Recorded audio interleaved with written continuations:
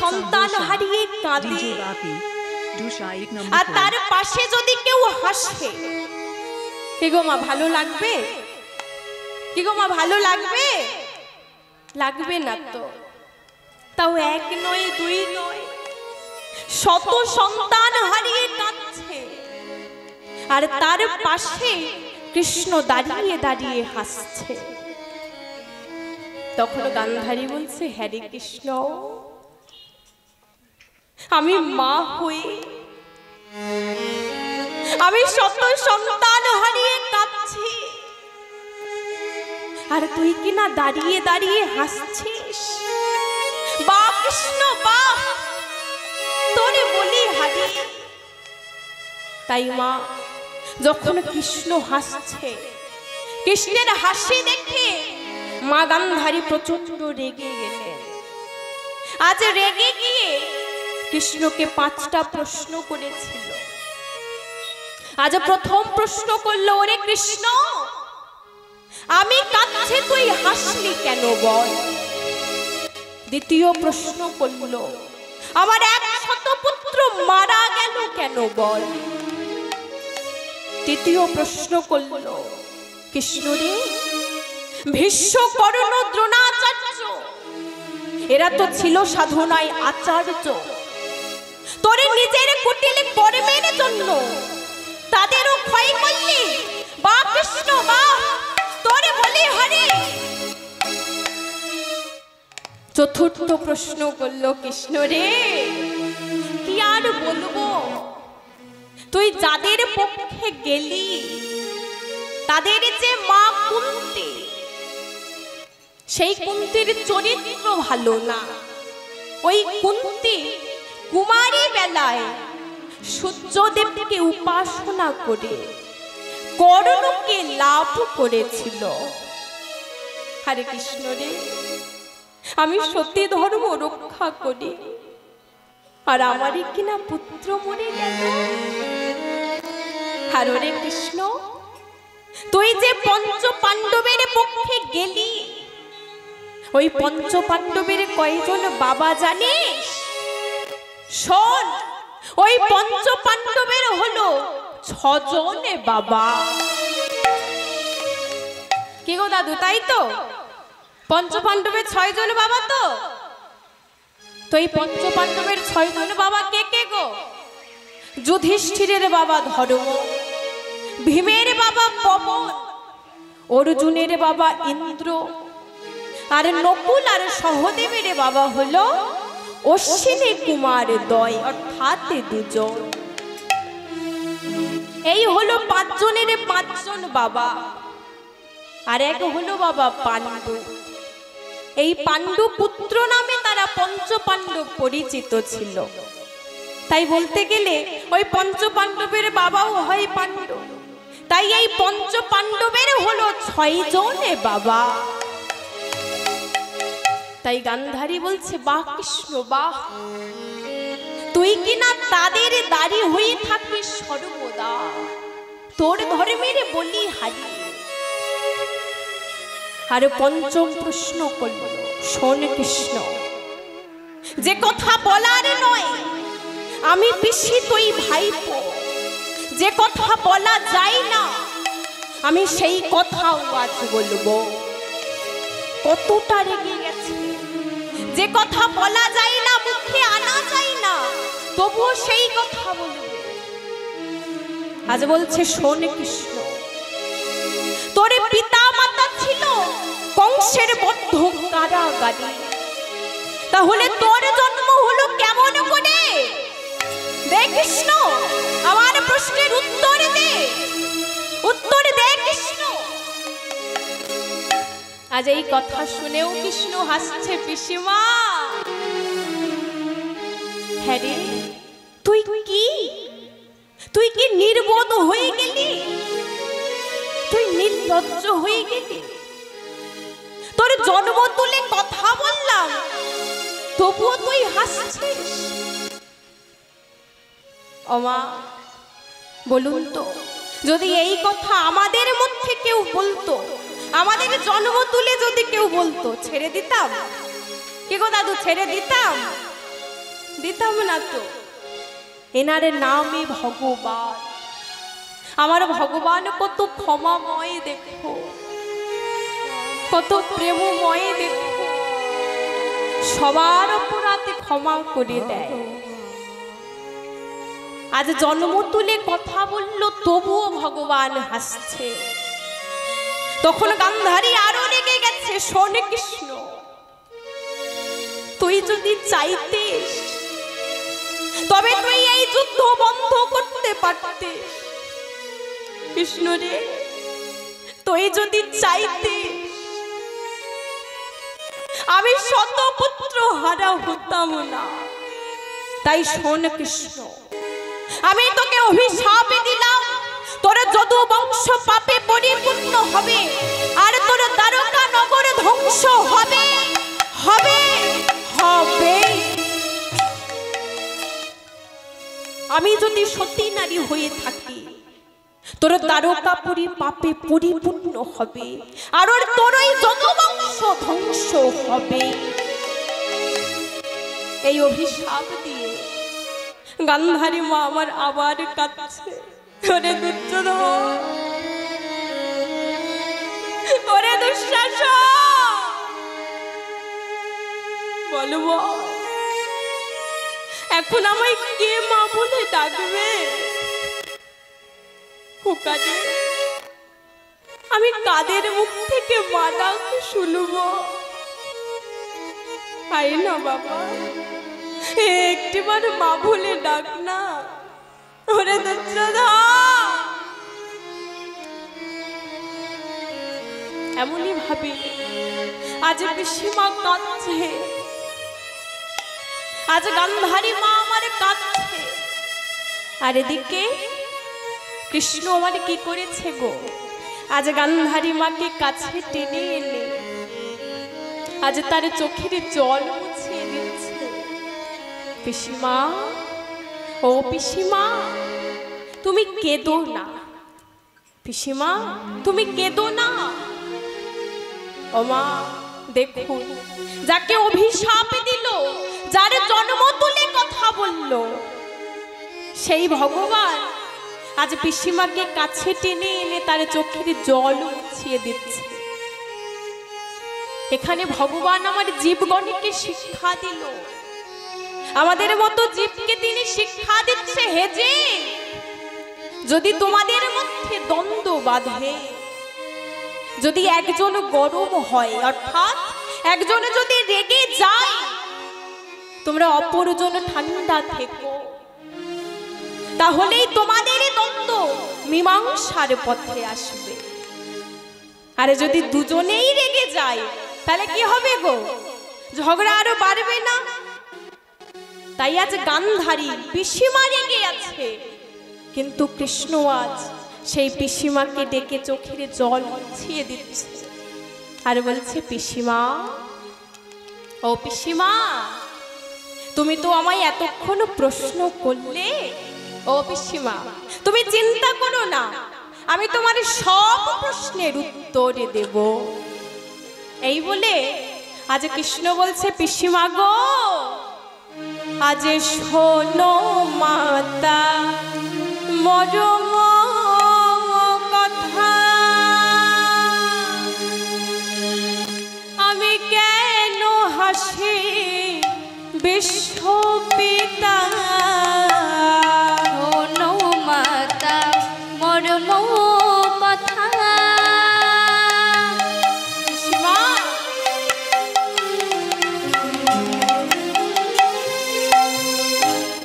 কেন হাসি বিশ্বপিতা।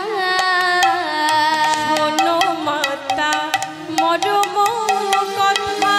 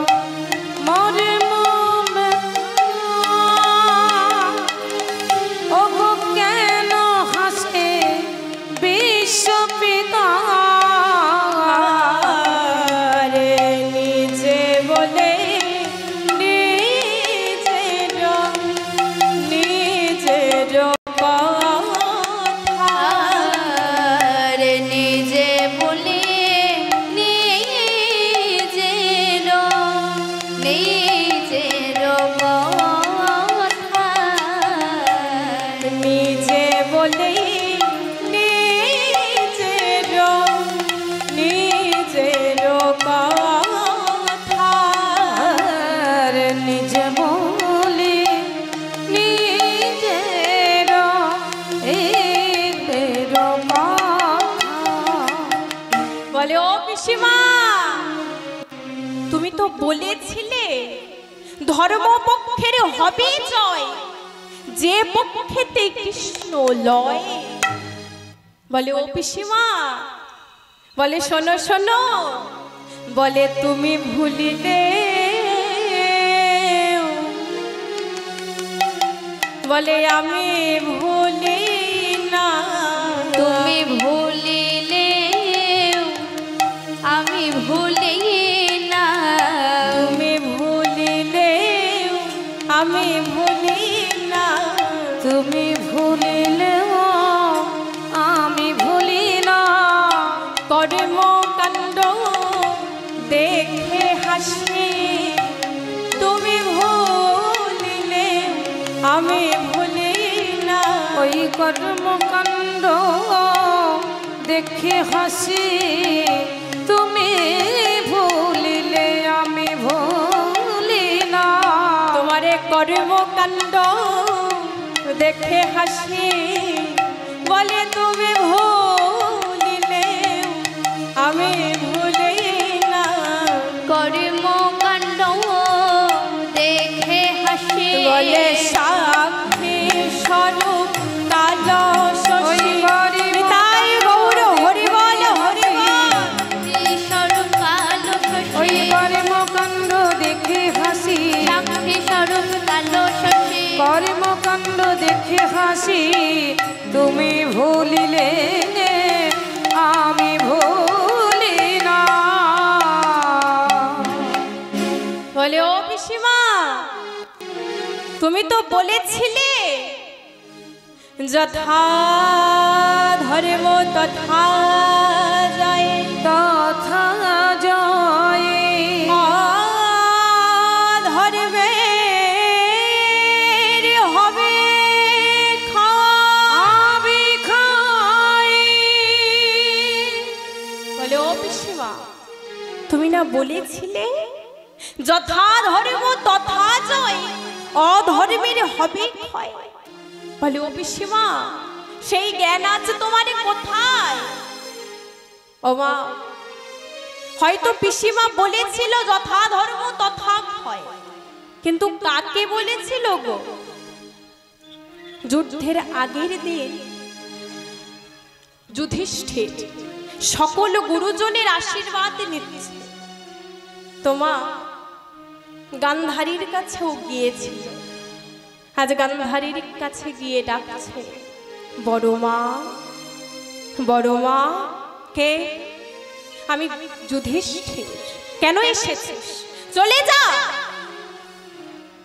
বলে বড় মা, বড় মা গো, কাল থেকে আমাদের ভাই ভাইরে যুদ্ধ শুরু হবে, তো তাই তোমার কাছে আশীর্বাদ নিতে এসেছি। আশীর্বাদ? আমি তোকে আশীর্বাদ করব না, তুই চলে যা। তুই চলে যা,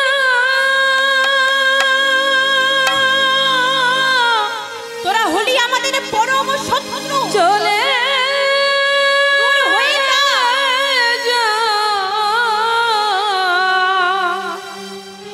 আমি তোকে আশীর্বাদ দেব না। বলে বড় মা, চলে যা শত্রু? রে। বলে বড় মা গো, এখনো তো আমরা শত্রু হইনি বড় মা। যদি শত্রু হতেই হয় তবে তো কাল থেকে হব বড় মা। না, তবুও তোকে আশীর্বাদ করব না, চলে যা। বড় মা, বড় মা গো, তুমি আশীর্বাদ নাই বা করতে, তোমার আশীর্বাদ করতে হবে না। তবে বড় মা, শুধু একটা প্রণাম করতে দাও বড় মা, শুধু একটা প্রণাম করতে দাও না। আমায় ফিরায় দিও না।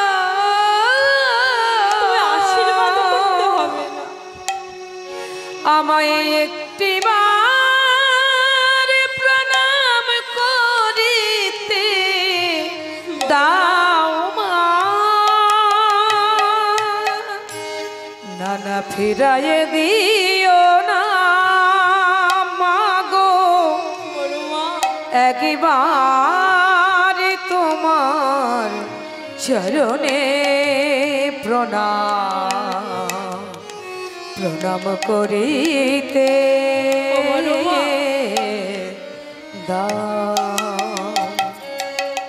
মা, একটা প্রণাম অন্তত করতে দাও। এই বলে যুধিষ্ঠির যেই না প্রণাম করতে গেছে, আর কি গান্ধারী থাকতে পারে গো? আজ যুধিষ্ঠিরকে জড়াইয়ে ধরেছে। ওরে যুধিষ্ঠির, যুধিষ্ঠির, আমি যে তোদের বড় মা, আমি কেমন করে তোকে আশীর্বাদ না দিয়ে থাকতে পারি বল বাবা? তাই আজ গান্ধারী বলছে, শোন বাবা, আমি তোকে আশীর্বাদ করলাম, যথা ধর্ম তথা জয়, অধর্মের হবে ক্ষয়।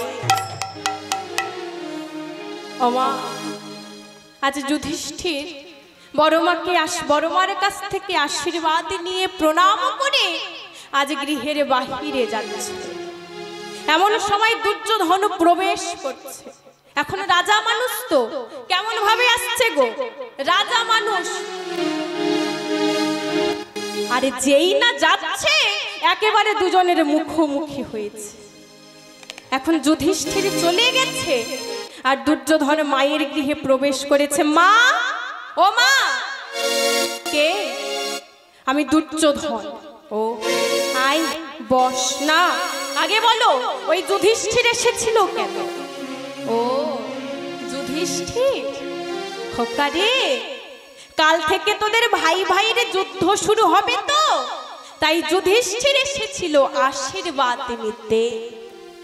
যেই না আশীর্বাদের কথা বলেছে অমনি মায়ের গলাটা জড়িয়ে ধরেছে। মা, ও মা, মা গো, তুমি কি আশীর্বাদে দিলে আমাদের বলো, আমাকে বলো তুমি কি আশীর্বাদে দিলে? বলে, দেখ খোকা, যা সত্য আমি তাই বলেছি। কি বলেছ? বলে, আমি বলেছি যথা ধর্ম তথা জয়, অধর্মের হবে ক্ষয়। মা, এ তুমি কি আশীর্বাদ দিলে? মাগো, তুমি কি আমাদের কথা ভুলে গেলে? তুমি একবারও আমাদের কথা ভাবলে না? ও মা, তুমি যে আশীর্বাদ দিয়েছো এক্ষুনি তো ফিরায় নাও। তুমি একবারও আমাদের কথা ভাবলে না।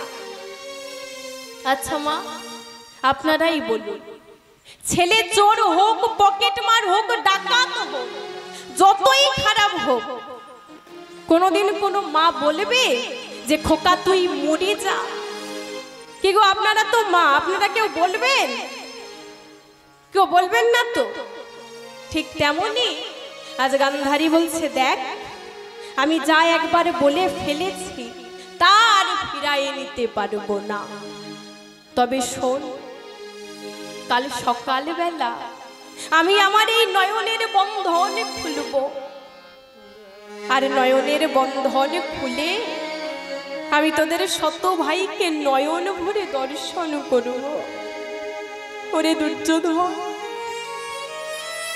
জানি না ওই কালে যুদ্ধে তোরা কে মরবি আর কে বা বাঁচবি। তাই খোকারে, কাল সকালবেলা আমি নয়নের বন্ধন খুলে তোদের শত ভাইকে আমি দর্শন করব। তবে শোন, আমি সর্বপ্রথম যার দিকে তাকাবো, নয়নের বন্ধন খুলে আমি যার দিকে তাকাবো তার সর্বাঙ্গ লোহা হয়ে যাবে। আজ মা যেই না বলেছে সর্বাঙ্গ লোহা হয়ে যাবে, আজ দুর্যোধন বলছে, মা, ও মা, তুমি আমায় কথা দাও, তুমি সবার প্রথম আমার দিকে তাকাবে। কে গো মা? মা না বলবে? ছেলে তো। বলছে, বেশ তাই হবে।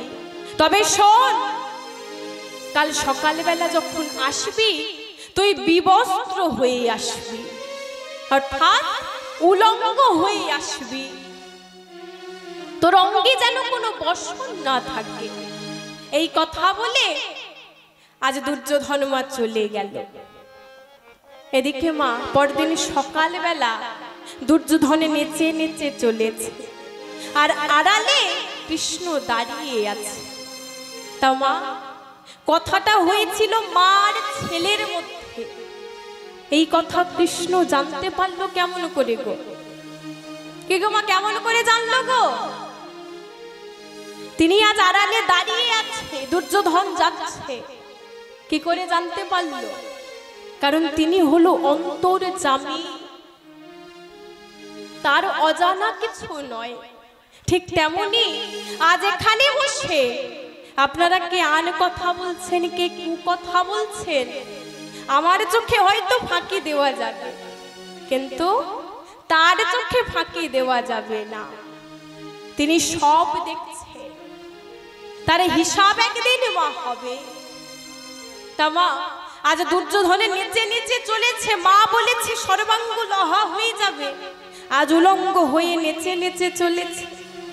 আর এমন সময় কৃষ্ণ একেবারে সামনে এসে দাঁড়িয়েছে।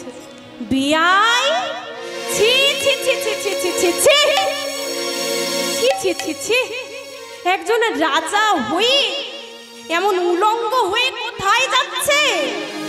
বলি, আপনার কি লজ্জা বলে কিছু নাই? বলে, না মানে মায়ের কাছে যাচ্ছি। ছি ছি ছি ছি, একজন রাজা হয়ে মায়ের কাছে যাচ্ছেন উলঙ্গ হয়ে, লজ্জা বলে কিচ্ছু নাই? বলে, না কাপড় আনেনি তো। আরে বাবা, কাপড় আনেনি তো কি হয়েছে? ওই তো কলা পাতা আছে, কলা পাতাটা মুড়িয়ে নাও, অন্তত কোমর থেকে হাঁটু পর্যন্ত ঢাকো।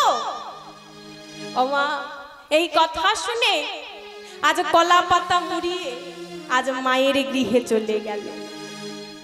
আর এদিকে চতুর্চূড়ামণি আজ দুর্যোধনকে যে কলা পাতা পরিয়ে মায়ের গৃহে পাঠালো, দুর্যোধন তা বুঝতে পারল না। আজ কলা পাতা জড়িয়ে মায়ের গৃহে গেছে। মা, ও মা, আমি দুর্যোধন, আমি এসেছি মা। ও এসেছিস? আজ মা নয়নের বন্ধন খুলল। নয়নের বন্ধন খুলে দুর্যোধনের মস্তক হইতে কোটি দেশ তাকালো, কোটি দেশ থেকে হাঁটু পর্যন্ত তাকালো, দেখলো কলা পাতা মোড়ানো, আর হাঁটু থেকে পায়ের তলদেশ পর্যন্ত তাকালো, আর বলল, খোকা রে, তুই বড্ড বোকা, তোর সব হলো পাকা, কিন্তু তোর ওই উরু দেশটাই রইল কাঁচা। ওই জন্য দেখবেন, যখন ভীমের সঙ্গে গদা যুদ্ধ হয়, কৃষ্ণ বারে বারে উরুতে চড় মারছিল, বোঝাতে চাইছিল ওর উরুতে মারো।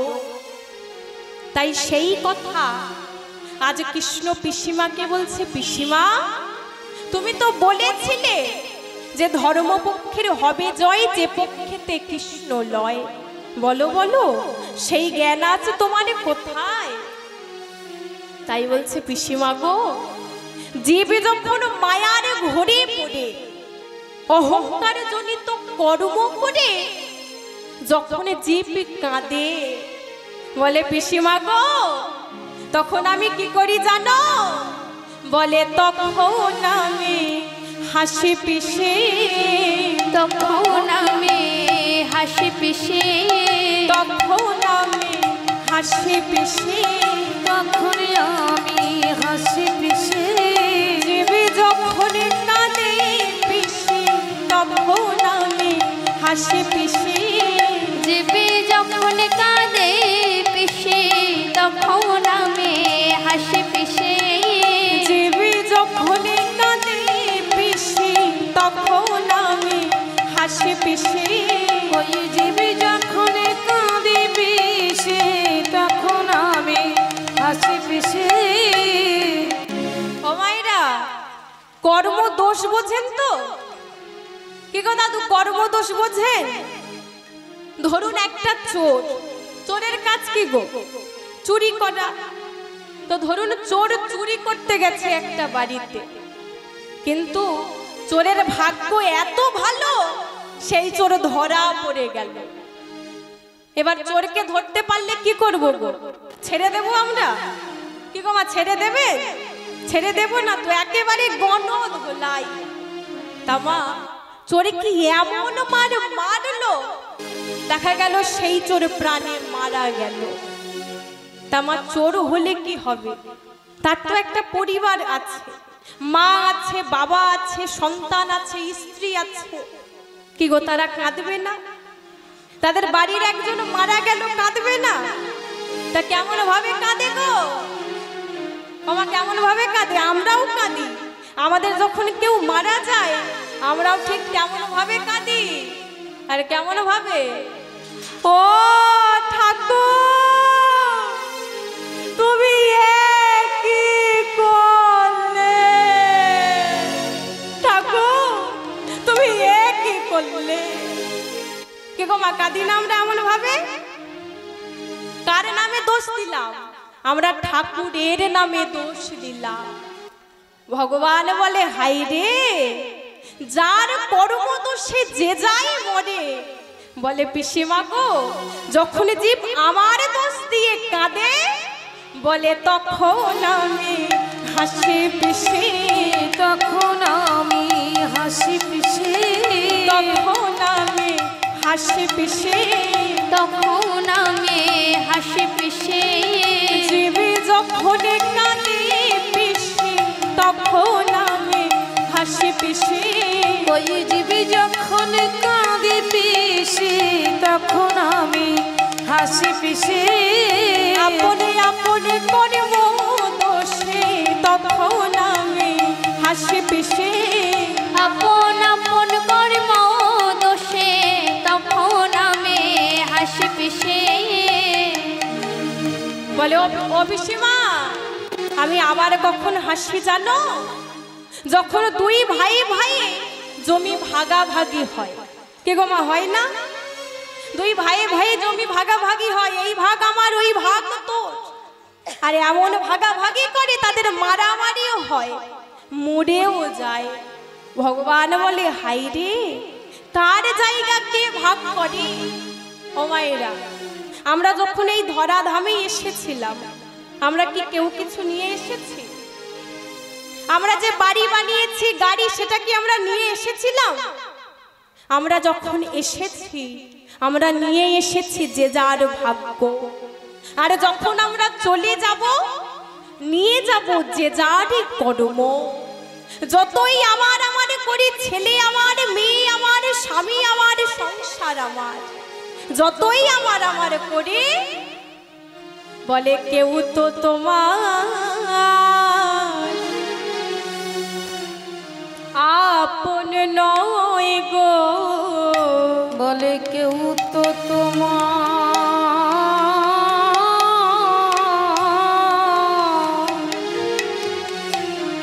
আপন নয় গো। বলে কেউ তো তোমার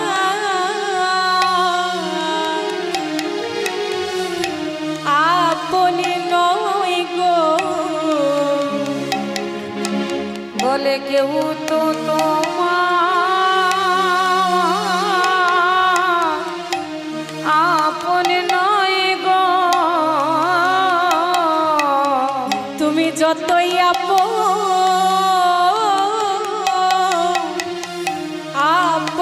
করো, কেউ তো তোমার আপন নয় গো।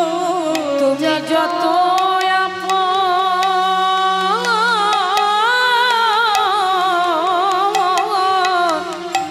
আপনে করো, কেউ তো তোমার আপন নয় গো। তুমি এসেছো একা,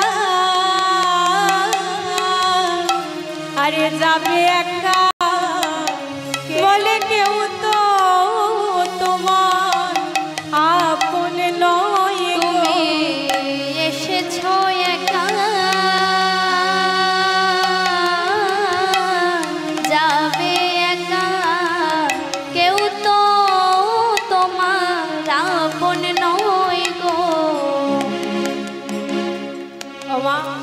গান্ধারী বলছে বেশ, তাহলে আমি যখন তোর নামে দোষ দিয়ে কাঁদছি, তুই আমার কান্না দেখে হাসি, তবে বল আমি শতপুত্র হারা হলাম কেন?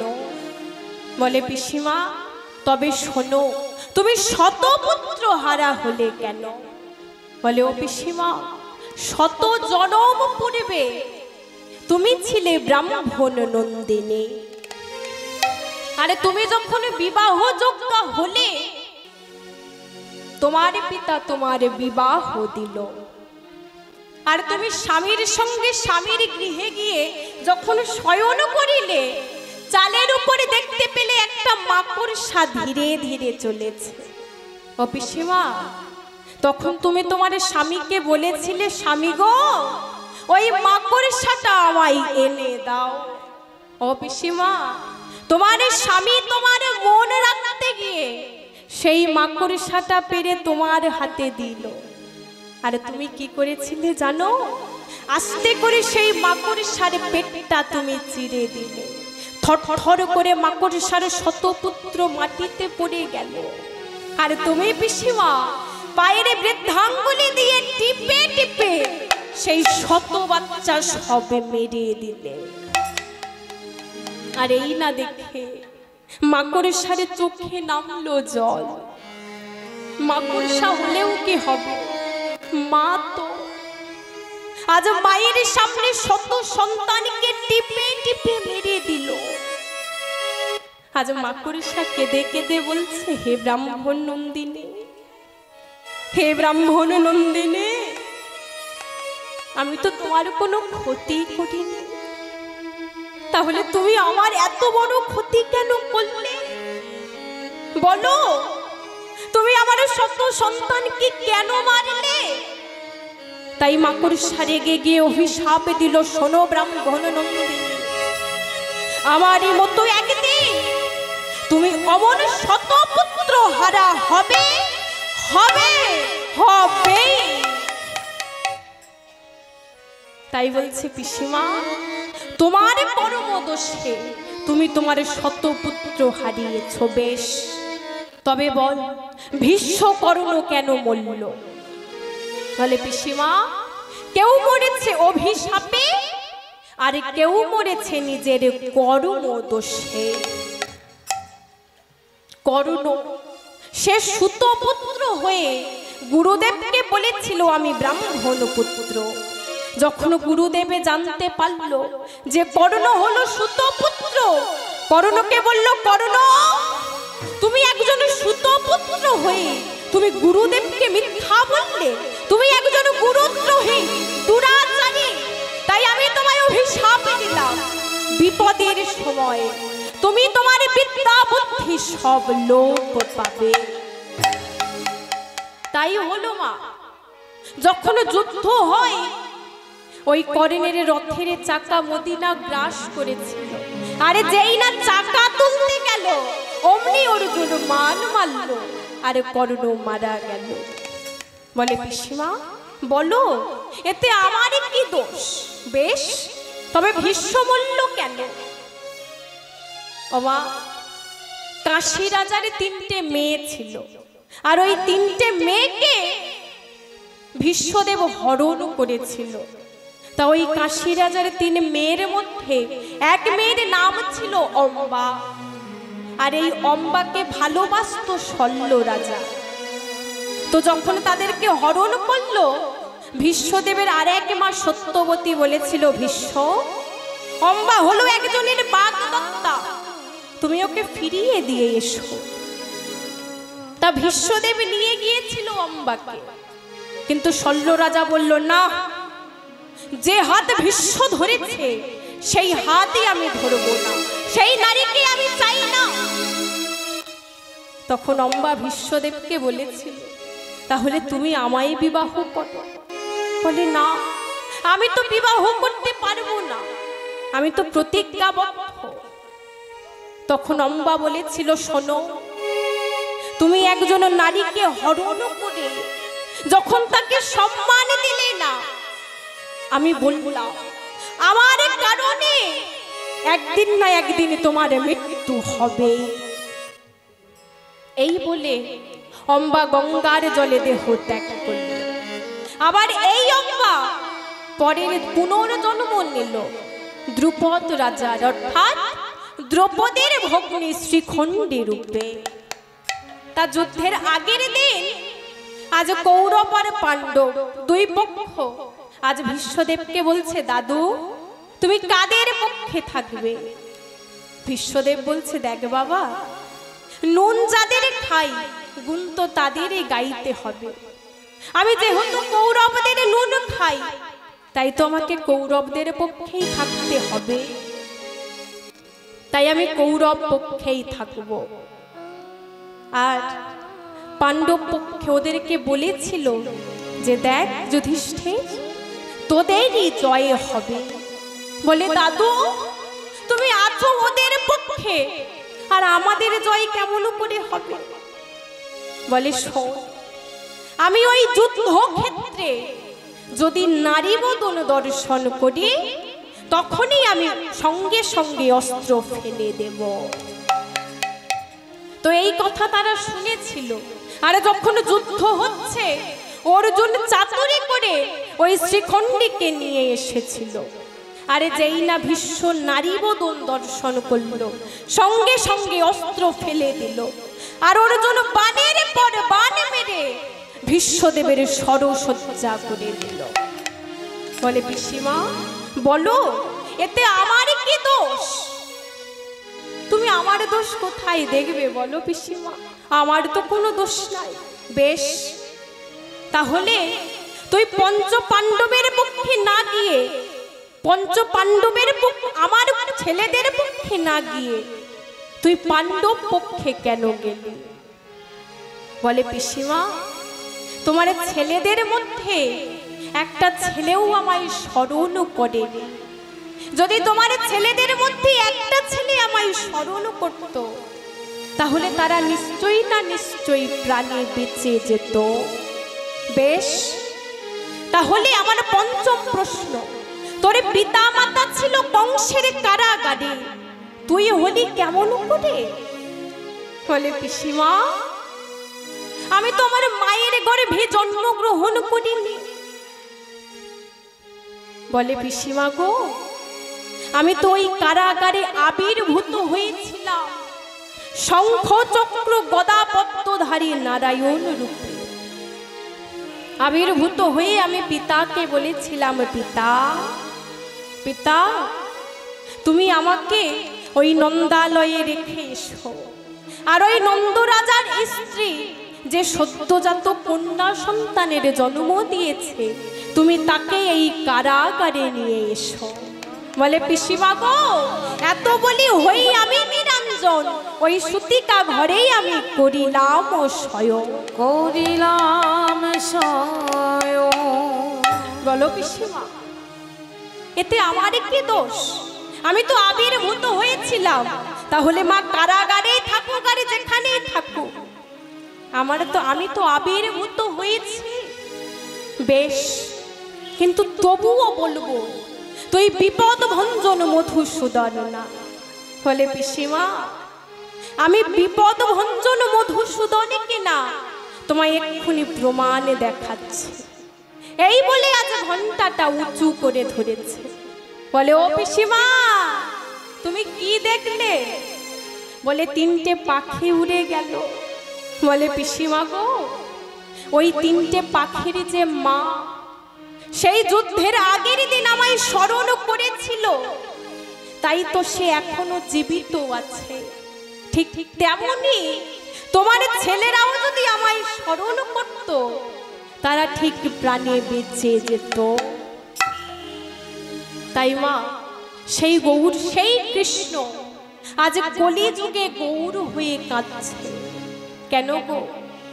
কারণ আমরা যখন মাতৃগর্ভে ছিলাম, ওই মাতৃগর্ভে ঊর্ধ্বপদে হেষ্টমুণ্ডে কৃমি কীটের দংশন সহ্য করতে না পেরে তখন আমরা ভগবানকে ডেকেছিলাম, হে দয়াময়, আমাদের এই মাতৃগর্ভ হইতে ওই ধরা ধামে নিয়ে চলো। তখন ভক্তের ডাকে ভগবান সাড়া দিয়েছিল, ভগবান মাতৃগর্ভে দেখা দিয়েছিল। আমরা সবাই যখন মায়ের গর্ভে ছিলাম, সবাই আমরা ভগবানকে দেখেছি, সবাই ভগবানকে বলেছিলাম, হে দয়াময়, আমাদের ওই ধরা ধামে নিয়ে চলো। ভগবান বলেছিল, হে যে তুমি তো ধরা ধামে যাবে, কিন্তু ওই ধরা ধামে গিয়ে তুমি আমার জন্য কি করবে? তখন আমরা বলেছিলাম, হে দয়াময়, ওই ধরা ধামে গিয়ে তোমার নাম করব, তোমার সেবা করব, তোমার দাস হব, তোমার দাসত্ব করব। ভগবানের দাসত্ব করব বলে কথা দিয়ে যেই আমাদের জন্ম হলো, সেই কথা আমরা ভুলে গেলাম। আমরা ভুলে গেলাম,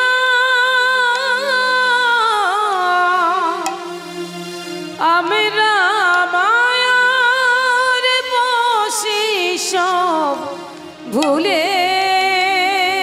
ভুলে গেলাম, আমরা সব ভুলে গেলাম। তাই আমাদের মতো এই কলির মূঢ়জীবকে উদ্ধার করবে বলে আজ তিনি নদিয়ার মাঝে অবতীর্ণ হয়ে প্রতি জীবের দাঁড়িয়ে দাঁড়িয়ে হরি নাম বিলাচ্ছে। যে হরি নাম নিচ্ছে তাকে তো হরি নাম দিচ্ছে, আর যে হরি নাম নিচ্ছে না তার হাতে ধরে পায়ে ধরে নাম বিলাচ্ছে। হে যে তোমরা একটিবার হরি নামই করো, কারণ এই নামেই তোমরা উদ্ধার হবে, আর কোনো রাস্তা নাই। তামা আমরা যখন ওই সংসার মায়া ত্যাগ করে সবাই এখানে উপস্থিত হয়েছে, কি গো দাদু একটু হরিনাম করা যাবে তো? কি গো আপনারা করবেন তো? তাহলে সকলে মিলে দুটি বাহু তুলে হরে কৃষ্ণ হরে কৃষ্ণ কৃষ্ণ কৃষ্ণ হরে হরে হরে রাম হরে রাম রাম রাম হরে হরে হরে কৃষ্ণ কৃষ্ণ কৃষ্ণ হরে হরে হরে রাম রাম রাম হরে হরে হরে কৃষ্ণ কৃষ্ণ কৃষ্ণ হরে হরে হরে রাম রাম রাম হরে হরে হরে কৃষ্ণ কৃষ্ণ কৃষ্ণ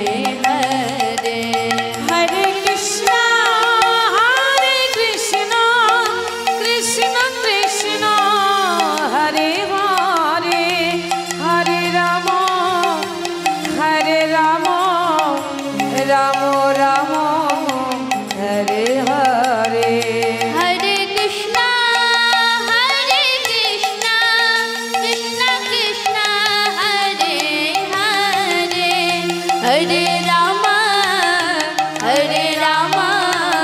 राम राम हरे हरे हरे कृष्णा कृष्ण कृष्ण हरे हरे हरे राम राम राम हरे हरे। ওমা, আজ গৌর হরি এই কলি যুগে অবতীর্ণ হয়েছে, আমরা হলাম এই কলির যে তামা, আমরা এই কলি যুগে বাস করি, তাই কলি যুগ সম্বন্ধে তো জানা দরকার কি তাই না? যে যুগে বাস করি সেই যুগের আচার ব্যবহার কেমন তা তো জানা দরকার। তাই যে কলি যুগ, যখন দাপর শেষ কলি আগত, তখন ভগবান কৃষ্ণ যুধিষ্ঠিরকে বলছে, যুধিষ্ঠির চলো আমরা চলে যাই, কেননা কলি হলো কলহ প্রিয়। কলির রাজ্যে সর্বদা মারামারি কাটাকাটি দ্বন্দ্ব বিবাদ লেগেই থাকবে, সেখানে তুমি কোনো স্থান পাবে না। কিন্তু যুধিষ্ঠির বলছে, না প্রভু, আমি কলির রাজ্যেই থাকবো। বলে, শোনো, তুমি যখন যাবে না কলির আচার ব্যবহারে কেমন হবে বলি শোনো। হিংসার গর্ভে ক্রোধের ঔরসে কলির জন্ম। কলির ছেলের নাম ভয় আর মেয়ের নাম মিথ্যা। আর এই মিথ্যা নাম শুনে কলির মেয়েকে কেউ বিবাহ করতে চায় না। এখন মেয়ের বিবাহ হচ্ছে না, কলিরাজ বড় চিন্তিত, আমার মেয়ের কি বিবাহ হবে না? তখন তিনি কি করেছে, ব্রহ্মার কাছে গেছে, হে ব্রহ্মদেব, আমার মেয়ের নাম মিথ্যা, এই মিথ্যা নাম শুনে আমার মেয়েকে কেউ বিবাহ করে না, তবে কি আমার মেয়ের বিবাহ হবে না?